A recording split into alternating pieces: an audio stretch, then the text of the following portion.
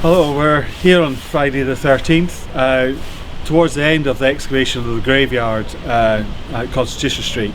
We've been on site really full time since just after lockdown in mid-June, and for those who follow us, it's been a long but very rewarding process over the last almost 5 months, I think. Just to sort of recap, this probably we'll be doing more regular ones over the weeks to come, but it's probably the last weekly one for some time.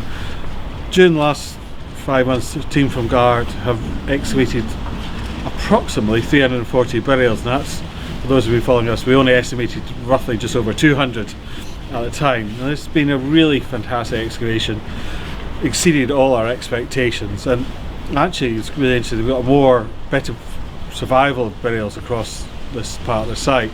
You know, almost a third more than we would have thought and what we expected to find from the 2008 excavations. Now, we're here with Lauren, and Zoe in the background are here with some of the last burials, down to the last 3 or 4 I think it is, on the site. So Lauren, just want to go through what you're discovering today. Yeah, so what we've got here, you can just see this one, it's a partial burial, and you can see here it's actually been cut just right in the middle here where the pelvis is by this, which is a water hydrant, an old water hydrant. Yeah. And you can see if you look down here, so this looks to be a male.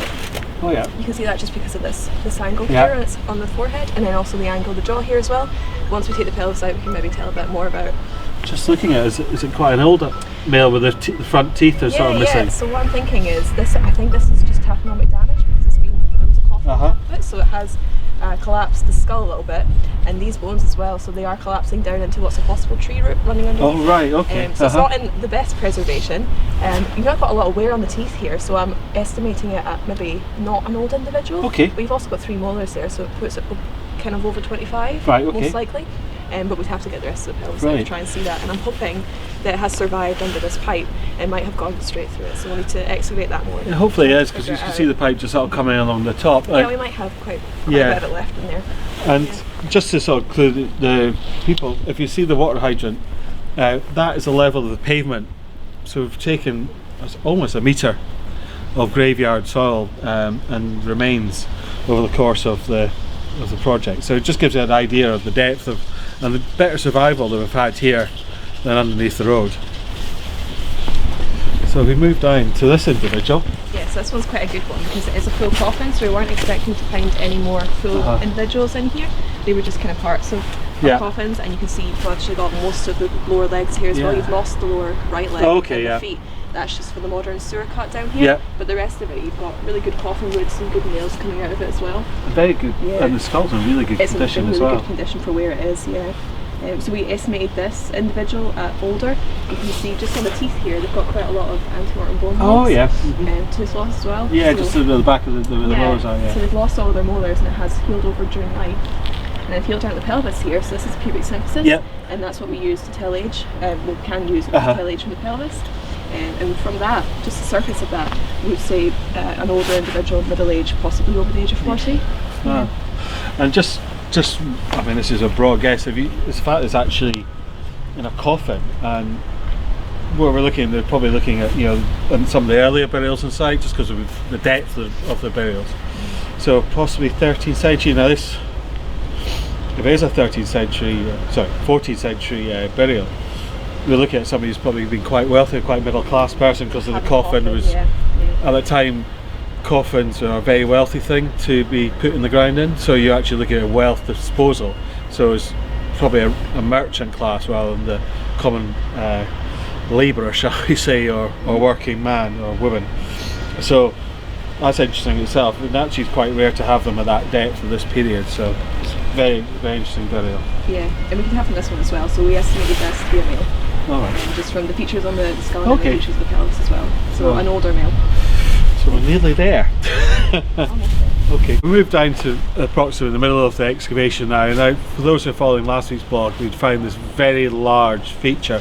Now, I'm standing right in the middle of it. It's characterised as very dark, organic type soil, and you can see natural yellow sands either side, to the north and then to the south. Now, we're looking at a feature that's roughly between 8 and 10 metres across, and then at least 3 metres deep, if not over 3 metres at its centre. Now we thought a lot of speculation about what this really interesting feature is. It predates the graveyard, so we're looking possibly at something that's earlier than 1300.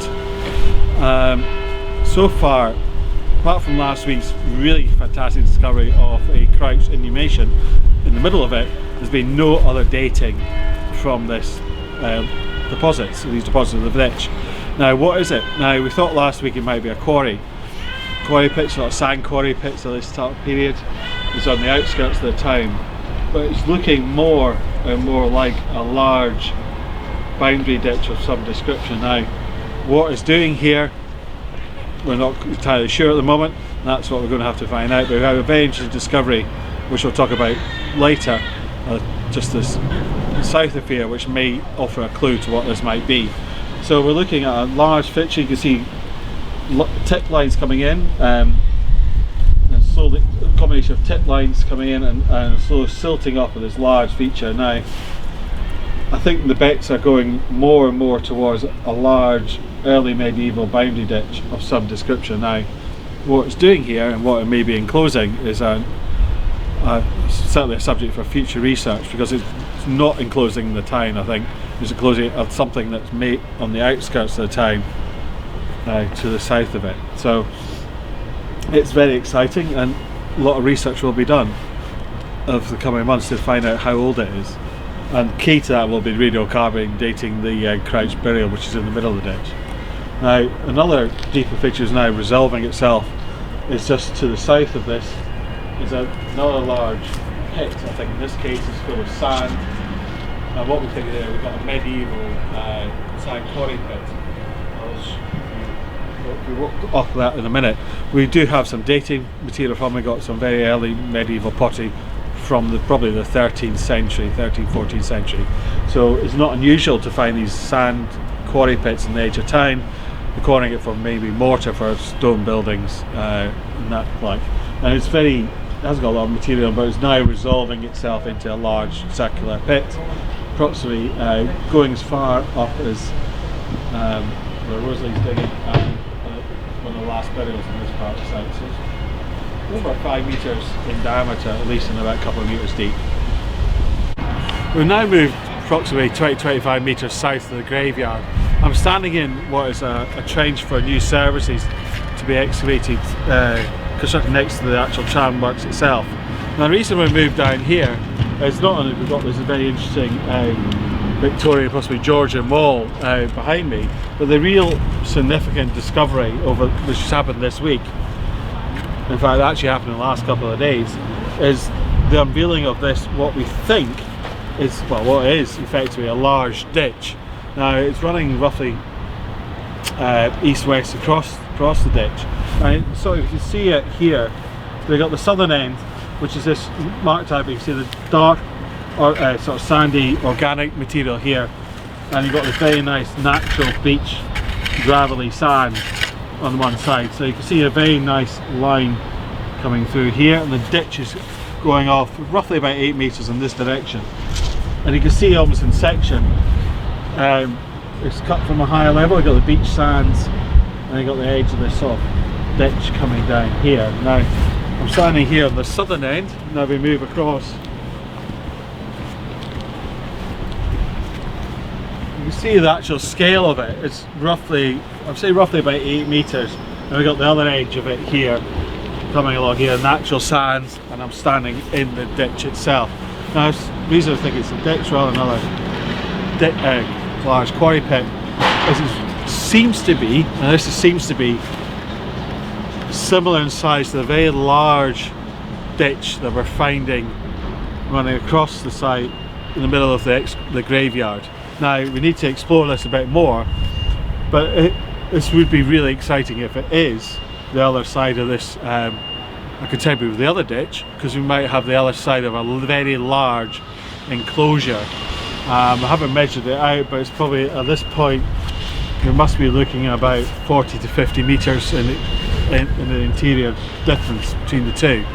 Now, the question is, why is it here? We just don't know at the moment. We're way outside the medieval town, so you could postulate it could be something, a bit of a monastic enclosure, or enclosure for maybe a something. We just don't know at the moment. I think that's going to be an exciting bit of research to come through the next year or so.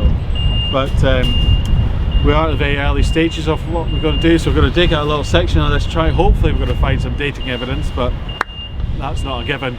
But it's really important, this discovery, I think. Great, thanks John. Thank you.